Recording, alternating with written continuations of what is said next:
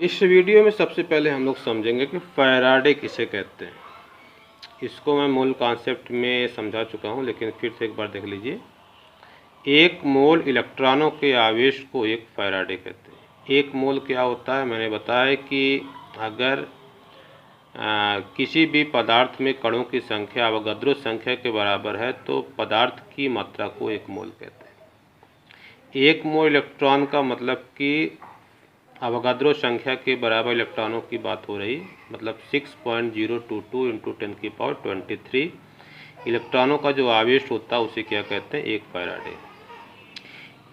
Faraday को capital F से प्रदर्शित करते हैं। फैराडे किसे लिखते हैं, कैपिटल एफ से। एक फैराडे आवेश बराबर होगा अवोगाद्रो संख्या गुणे एक इलेक्ट्रॉन का आवेश, और एक गुणा करने पर आता है 96,487 कूलम। और इसे माना जाता है 96,500 कूलम, लिया जाता है 96,500। देख रहे हैं ना, गुणा करने पे 96,487 आया है और इसको लिया जाता है 96,500 कूलम, लिखा जाता है कैपिटल एफ से। अब देखिए, जैसे सोडियम का जो धनायन है वो एक इलेक्ट्रॉन एक्सेप्ट करके सोडियम का परमाणु बनाता है, तो एक परमाणु एक इलेक्ट्रॉन लेता है। तो अगर एक मोल सोडियम मुझे बनाना है, मोल मैंने बताया है कि अगर परमाणु है तो उसका जो द्रव्यमान होता है वो परमाणु भार के बराबर ग्राम में होता है, यानी 23 ग्राम सोडियम क्या हो जाएगी, एक मोल हो जाएगी। उसी तरीके से 24 ग्राम मैग्नीशियम क्या हो जाएगी, एक मोल हो जाएगी। 27 ग्राम एल्यूमिनियम क्या हो जाएगी, एक मोल हो जाएगी। अगर परमाणु है तो परमाणु द्रव्यमान के बराबर ग्राम में जो मात्रा होती है उसका मोल उसके मोल के बराबर होती है। मैग्नीशियम एक मोल बनाना है, 24 ग्राम बनाना है, तो एक परमाणु बनाने के लिए एक इलेक्ट्रॉन, तो एक मोल बनाने के लिए एक मोल इलेक्ट्रॉन। बात समझिएगा, अगर एक परमाणु मुझे सोडियम बनाना है तो एक इलेक्ट्रॉन लग रहा है।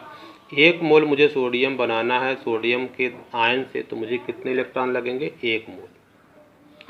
एक मोल मैग्नीशियम बनाना है तो कितने इलेक्ट्रॉन, दो मोल, क्योंकि एक परमाणु बनाने के लिए दो इलेक्ट्रॉन, तो एक मोल बनाने के लिए दो मोल इलेक्ट्रॉन।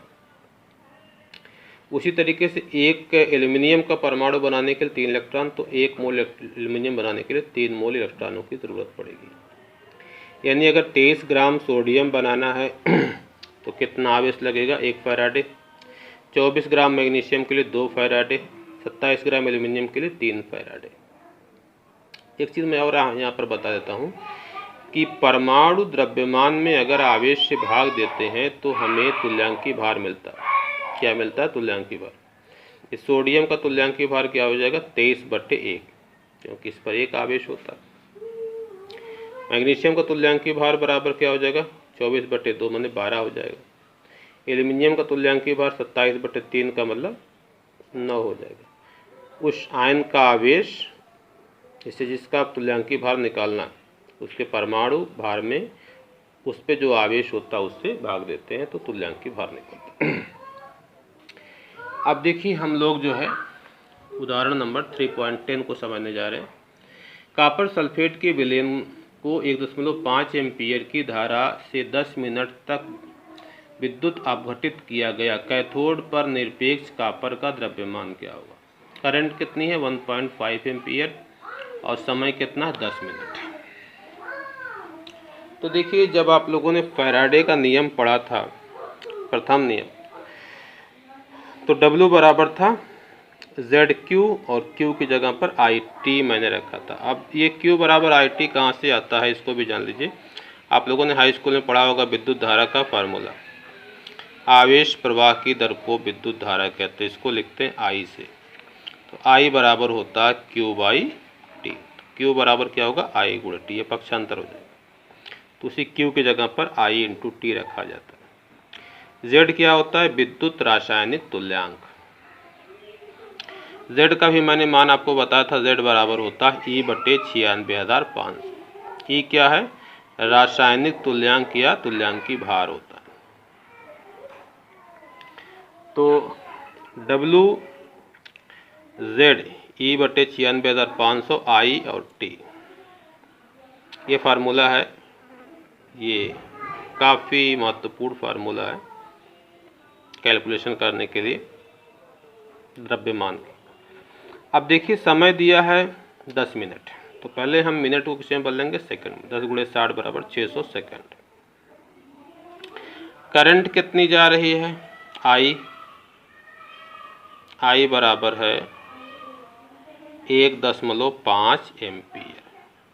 कितनी करंट है, 1.5 एम्पियर। तो W बराबर E, तुल्यांकी भार। देखिए परमाणु क्रमांक जो कॉपर का होता है 63.5 होता है, लेकिन आपकी किताब में इसको 63 ही माना गया, लेकिन एग्जैक्ट में कितना होता है, 63.5 होता है। कॉपर पर आवेश कितना होता है, कॉपर पर आवेश आपको पता है Cu+2 होता है ना। तो परमाणु द्रव्यमान में 2 से भाग देंगे तो क्या मिल जाएगा, तुल्यांकी भार 96,500। I 1.5 एम्पियर है, इसकी कोई जरूरत, इसको लिखिएगा मत। और समय T की जगह पे 600 रखेंगे, हल करेंगे तो 0.296 ग्राम आ जाएगा। ये इसका आंसर है। किताब में थोड़ा सा डिफरेंस है क्योंकि वहाँ पे 63 लिया गया है, लेकिन एग्जैक्ट होता है 63.5 होता है। ठीक है।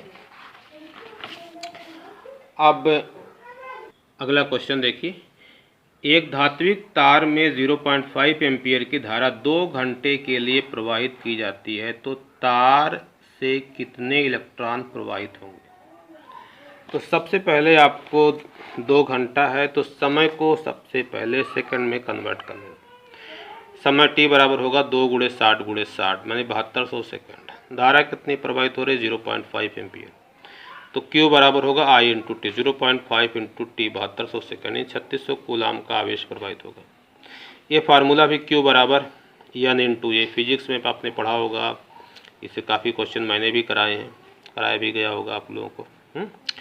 तो N क्या होता है, नंबर ऑफ इलेक्ट्रॉन, वही हमको निकालना। E इलेक्ट्रॉन का आवेश होता है, इसको मैंने लिख दिया 1.6 × 10⁻⁻19 कूलाम। ये आप लोग जानते होंगे, इसके पहले चैप्टर में ही पढ़ाया गया। N बराबर Q/E हो जाएगा। Q का मान आपने निकाल लिया 3600 कूलाम, E का मान पता है, रख के हल करेंगे तो आपका 2.25 × 10⁻22 आ जाएगा। मैंने इसको सिस्टमेटिक हल किया, इसको आप समझ लीजिएगा। अगला देखिए, उन धातुओं की एक सूची बनाइए जिनका विद्युत अपघटनी निष्कर्षण होता है। हाँ देखिए, मैंने इसको इसके पहले भी बता दिया है कि जिन धातुओं का मानक अपचयन विभव जल से अधिक नेगेटिव होता है, उनके जलीय विलयन का विद्युत अपघटन करके धातु को प्राप्त नहीं किया जा सकता है। तो ऐसी धातुओं के जो लवण होते हैं, उनकी गलित अवस्था में विद्युत अपघटन करने पर उन धातुओं को प्राप्त किया जाता है। तो lithium, potassium, calcium, magnesium, sodium, magnesium, aluminium, इन धातुओं के लवण के गलित अवस्था का विद्युत अपघटन करने पर इन धातुओं को प्राप्त किया जाता है। तो विद्युत अपघटनी विधि से lithium, calcium, magnesium, calcium, sodium, magnesium, aluminium धातु को प्राप्त किया जाता है। इसे आप लिख लीजिएगा। अगला क्वेश्चन देखिए, निम्नलिखित अभिक्रियाओं में डाइक्रोमेट, इस आयन को डाइक्रोमेट आयन कहते हैं, आयनों के 1 मोल के उपचयन का मतलब ऑक्सीकरण होता है, जिसमें इलेक्ट्रॉन निकलते हैं उसको ऑक्सीकरण कहते हैं। सॉरी, उपचयन नहीं लिखा, अपचयन ही लिखा, मैं गलत पढ़ दिया हूँ। मोल के अपचयन के लिए कूलाम में विद्युत की कितनी मात्रा, विद्युत की मात्रा मतलब आवेश से पूछा गया, आवश्यकता होगी। तो देखिए, जिस रिएक्शन में इलेक्ट्रॉन यूज में आते हैं उसको अपचयन कहते हैं, और जिसमें निकलते हैं उसे क्या कहते हैं, ऑक्सीकरण। तो इसमें इलेक्ट्रॉन प्रयोग में आ रहे हैं, इस साइड में इलेक्ट्रॉन जोड़े गए हैं, है ना। तो ये कैसी अभिक्रिया है, अपचयन अभिक्रिया है। अब देखिए, डाइक्रोमेट आयन के कितने अणु हैं, कुछ नहीं लिखा तो 1 है। इलेक्ट्रॉन कितने हैं, 6 हैं। तो 1 के लिए 6 इलेक्ट्रॉन, तो 1 मोल के लिए 6 मोल इलेक्ट्रॉन। तो 1 मोल आयन को अपचयित करने के लिए 6 मोल इलेक्ट्रॉनों की आवश्यकता पड़ेगी, और 6 मोल इलेक्ट्रॉनों का आवेश जो होगा वो कितना होगा, 6 × 96,500 कूलाम। तो यहाँ पर आप लिखेंगे डाइक्रोमेट आयन के 1 मोल को अपचयित करने के लिए आवश्यक आवेश की मात्रा बराबर 6 गुणे 96,500 गुणा करके आप उसका आंसर निकाल लीजिएगा। तो मुझे लग रहा है कि आपको समझ में आ गया होगा। अब यहाँ तक मैंने डिटेल आपको समझा दिया है। अगली वीडियो में हम लोग बैटरियाँ पढ़ेंगे।